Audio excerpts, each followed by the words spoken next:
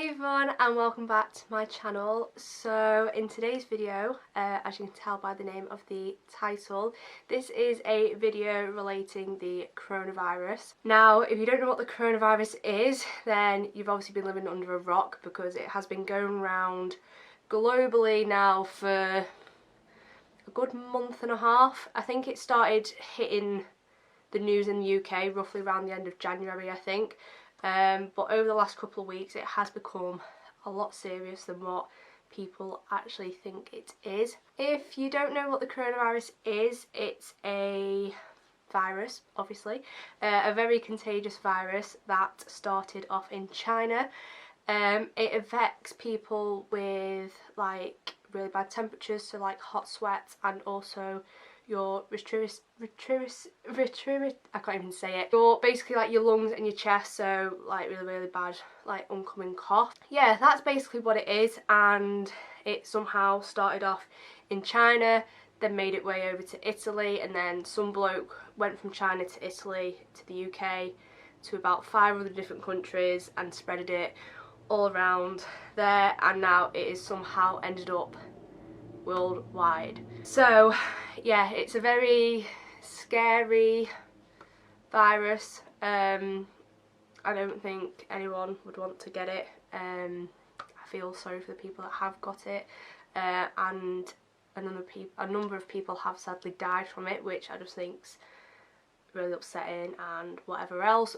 But yeah, the main aspect to this video is going to be a little story time. And first of all, no, I haven't got it, but I am on my 8th day of self-isolation. I came back from a little weekend break last Monday, and I previously had a cold a week before, so I did start getting a slight cough on my chest. So with me travelling and whatever else, I decided to ring up 111, and with me being a diabetic as well, they just basically wanted me to stay isolated for 7 days, but it has now been postponed to 14 days. So like I said, I was not diagnosed, I was self isolated last Monday, and it is now the following Tuesday. So I've only been out the house once, and that was, we just went on a walk on Sunday. Where we went wasn't busy, so there wasn't too many people around, but they do advise people to stay at least 2 meters or more away from each other, and now the UK is on lockdown, so our government has finally asked people to stay indoors, not to attend any big events like football, stadiums, whatever else, concerts, family do's, weddings, whatever else. He wants people to obviously stay indoors and only travel if necessary. So yeah, going on to what I'm going to be explaining in this video. Like I mentioned, I travelled last weekend, so I will start explaining that in just a second. But yeah, I just thought this would be a fun little video. I've not done, apart from my Swimming with the Dolphins video, I've not actually done a storytelling video, and I do think these are quite interesting. So if you want to know the rest of my story, then keep on watching. It all started back in December. Me and my one of my best friends, Jade, we decided to do a voucher mystery holiday. It was actually Black Friday because it was actually on sale, so we decided to pay for this voucher mystery holiday, and we found out, I think it was the 13th of December, that's when it was due on the 11th, but we got found out on the 13th of December where we were going. We originally had some like beach destinations, so I think Mallorca was on there, and like 2 other places, but we only had January, February or March that we could go to. So we asked for another option, and they gave us Warsaw in Poland. So we went for that, and we went for the March dates, which was the 13th to the 16th, so it was the Friday to the Monday. The week leading up to the week we were flying out, On the Monday I did start to get a cold, and usually if I deal with it straight away, like start taking like paracetamol and whatever else, I can get over it pretty quick. So by the Thursday night I felt probably 90% better. I still had like a blocked nose and everything, but in general I felt a lot better than what I did on the Monday. But this is where it gets interesting. So we flew out from Stansted in London on Friday the 13th. Now, what else could go wrong? You'll find out later on in the story. But before we did fly out, I basically checked how bad Poland was affected, and at that point Poland was not affected that bad. There was probably about, I don't know, probably around 30 cases diagnosed. There was no deaths at this point. So Poland was actually ruled as probably one of the safest places to go. Like I said, we just went as normal. We flew out, we got to Poland, Warsaw, and me and my friend Jade hired a car. So we hired a car just due to the fact that the pair of us could both drive, but we thought it would work out cheaper than obviously like getting all Ubers and everything. And because we didn't really know where we were going, we just thought that if we have our own car, then, you know, we can decide on where to go and not have to worry. When we got there, we just pretty much like chilled. Where we were staying in these apartments, they had a shop literally 30 seconds down the road. So of course we got ourselves a Macca's because that's what we do. And we also, like I said, just picked up some stuff the weekend. So we picked some like butter up, some waffles, some like juice, and some water, just so we could live off in the apartment. And yeah, in general it was just, we just kind of wanted to rest for a bit. So we decided that while we were there, we would obviously unpack and pretty much just come up with ideas on where to go. Before we were actually due to fly out, we were going to buy this like this 3-day pass, and it enabled you to get into all the top attractions and get on like the tubes for free. So that worked out, I think, around £45 in English money, and luckily enough we didn't actually pay for that. We were going to pay for it the Saturday, so it'd cost it would work over the Saturday, Sunday and the Monday. We were going to do it the Saturday morning, but like I said, luckily we didn't, because we noticed that when we were looking at some of the attractions to go to, quite a lot of them were closed due to the coronavirus. So after that, it obviously it shortened our options on where to go. So quite a lot of the big like museums and tourist attractions were closed due to this virus, and it just like I said, it didn't stop us from doing anything. On the Saturday we went to this, like, it wasn't like a national park, but it had the old town in there and this castle. I can't remember what it was called, but I'll put a picture up here and the name of it. It was a very historical city, which I enjoy. I took my camera out and we took some pictures. We also paid for these scooters, which were really fun. We just basically went round the city. It was extremely cold that day, like my hands were red and so dry because of how cold it was. But like I said, it didn't stop us from not doing anything. This is where it gets interesting. So like I said, we came home around 4 or 5 o'clock, and we planned to go to the Hard Rock Cafe. Again, there was one I think about 10 minutes away, so we were going to drive, and at this moment in time, going back to the morning of Saturday the 14th, we got told by the apartment, one of the apartment staffs, he came and knocked on our door and basically said that the border might be getting closed at midnight. And because at this point we had heard nothing from like Ryanair, that's who we flew with, my friend Jade received no emails, nothing else was said. We just, like I said, we were just continuing in going on to Hard Rock and finishing off the evening. So at this point, me and my friend were I just finished my makeup, she just finished hers, and we were just literally just about to get dressed, and my friend got a update on her Ryanair app to say that our departure flight back to the UK was cancelled. Now, the pair of us,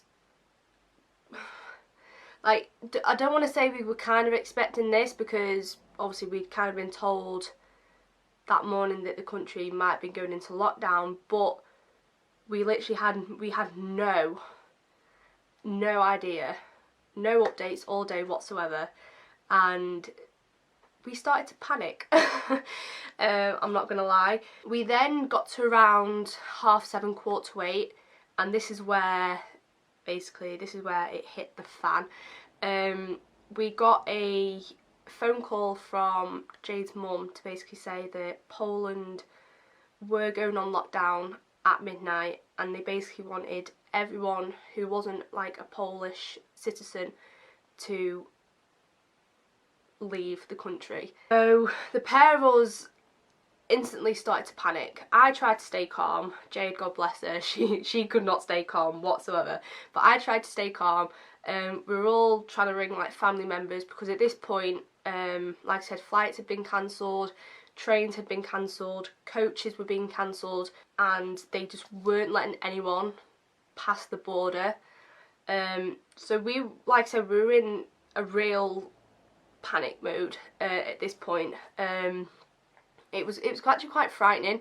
I didn't know what was going to happen. We got told that somewhere on the internet that if you were stuck in Poland, it could be up to like, I don't know, a week, and me being diabetic, I only had a certain amount of pens with me, so obviously that started to freak me out, and I couldn't get hold of my mum. That freaked me out. Jade was speaking to every single family member. We were trying to look for flights, just nothing was happening. It was horrible. So at this point it was like, I don't know, it was about 9:30 I think, or 8:30 or something.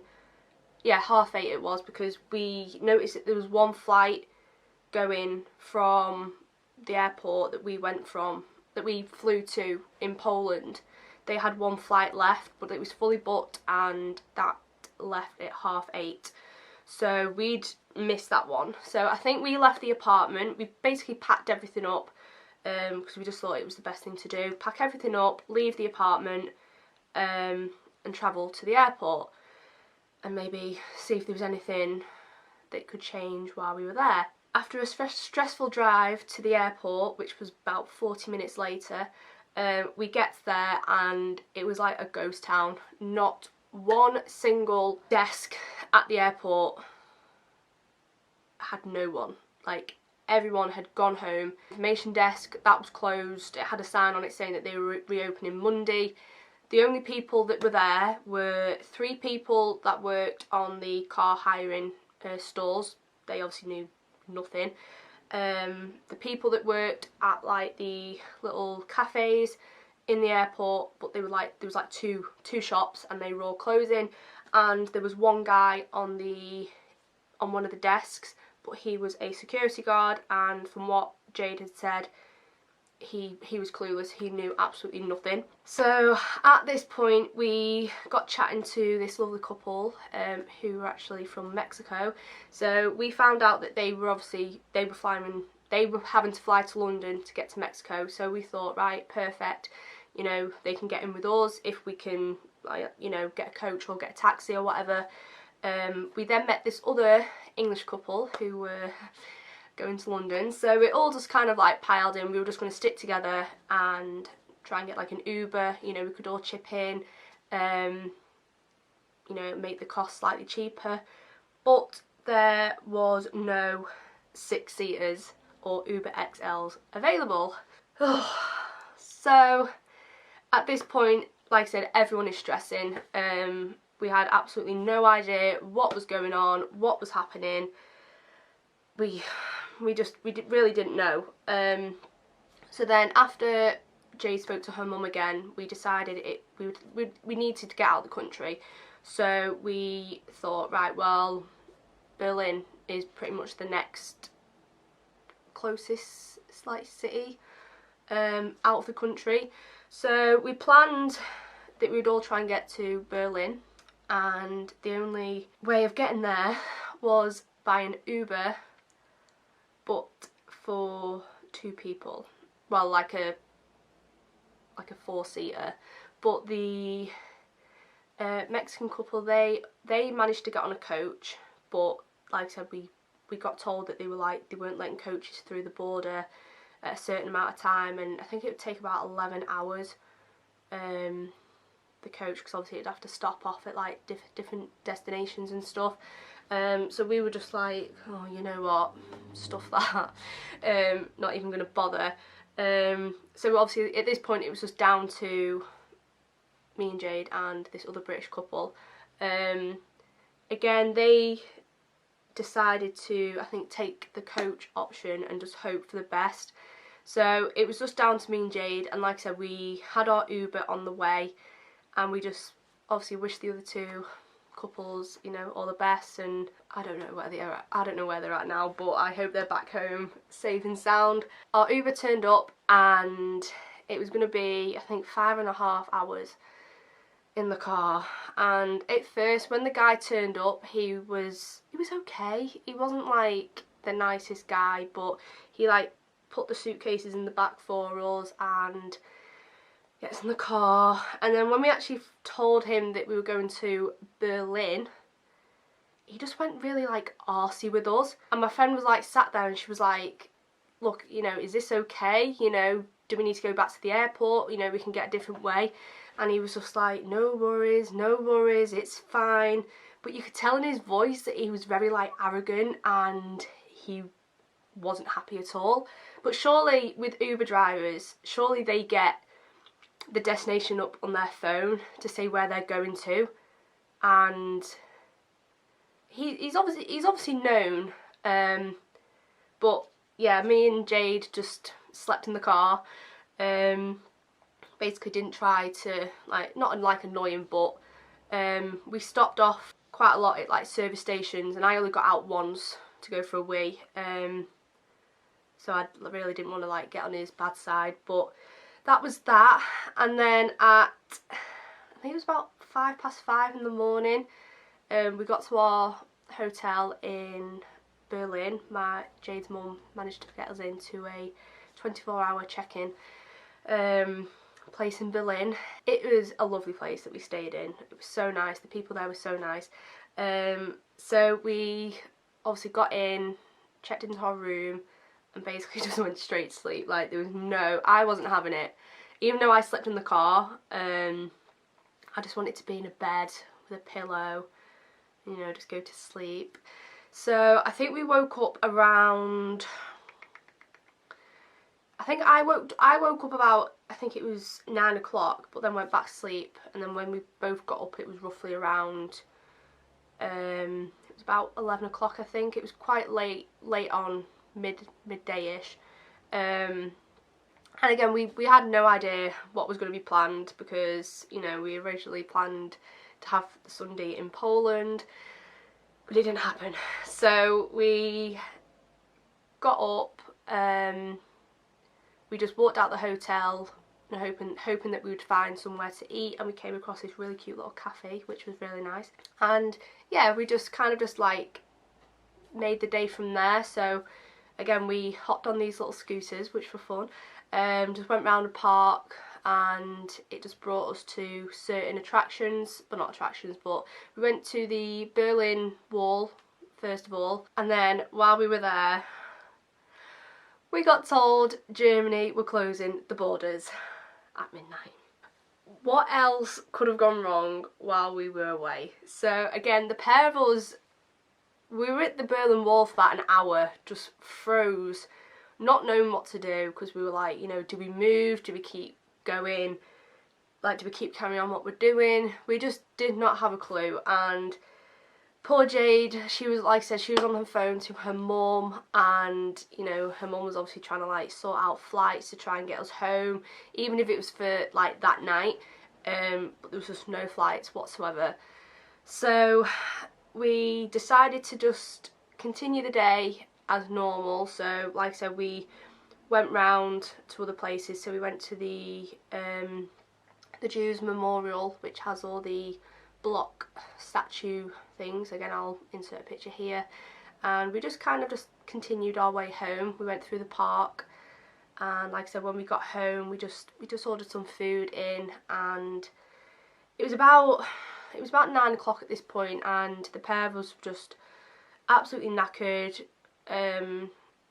We couldn't be bothered going out. There was just no point, you know. We didn't know what was gonna come out of this evening and whatever else. But good news, Jay's mum managed to get us a flight the following morning at 10:30 from Berlin Airport to Manchester. So like I mentioned, we did fly from Stansted, and Jade's car was unfortunately there, but we had everything arranged, so everything was sorted out on the Sunday to like get the car back up and whatnot.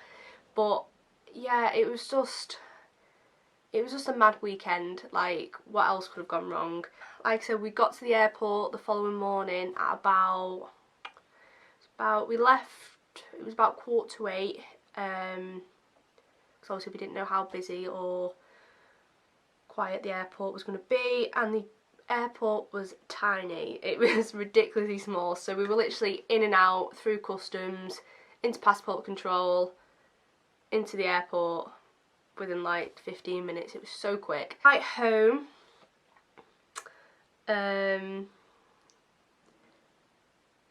it was an alright flight. It was, I think, I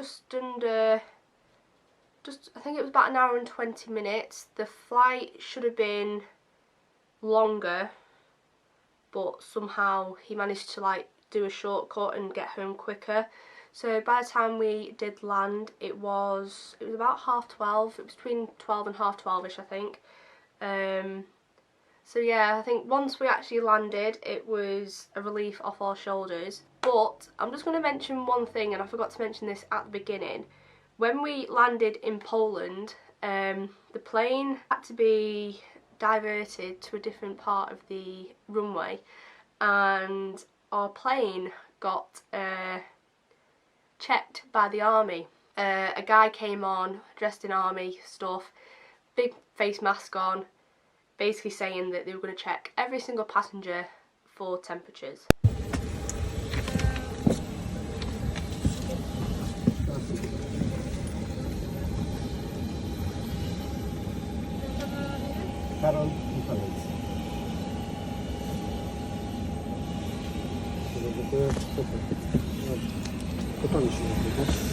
Now, this is where I say that our country is a mess and have no idea what's going on. But then, like I said, when we got to Manchester, it was like the coronavirus wasn't even happening.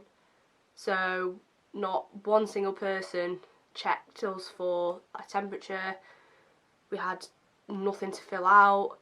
It was just completely different, and I think that's where you think, you know, this is why people are dying in the UK, because people aren't checking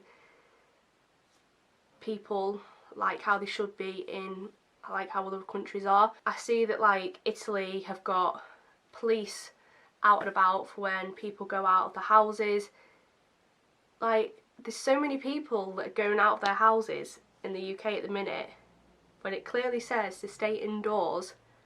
Like, I don't get what people are thinking. You know, there's a contagious virus around and they aren't taking it seriously. So, like I said, when we did land in Manchester, it was horrible. You know, not one thing was checked.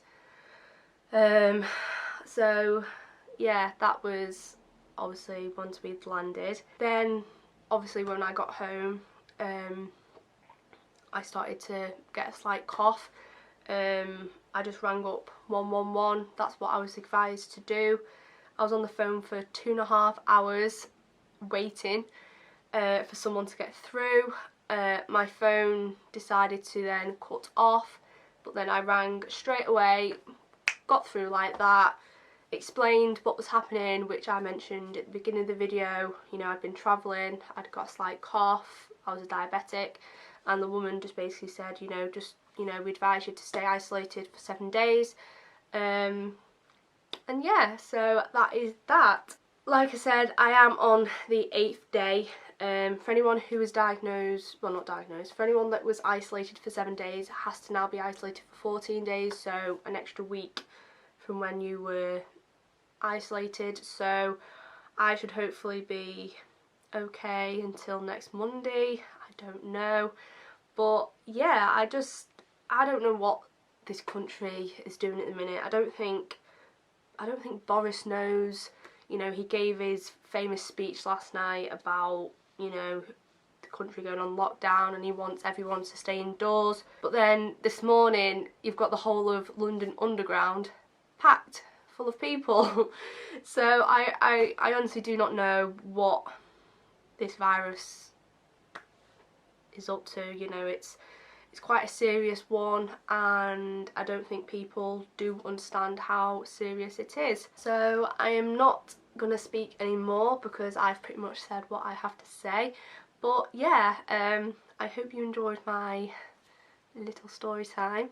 If you want me to do more like story time videos, then don't know, mention it in the comments and I'll try and come up with some stories to tell you.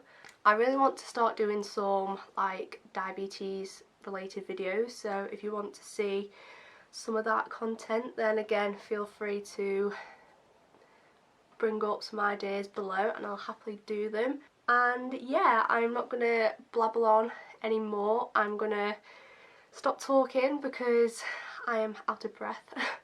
And yeah, so I hope you did enjoy this video. Give it a thumbs up if you did. Yeah, subscribe to my channel if you haven't already, and don't forget to click that little bell as it will notify you for when I do upload in the future. And yeah, so I'm just going to end this video and I will see you in my next video. Bye!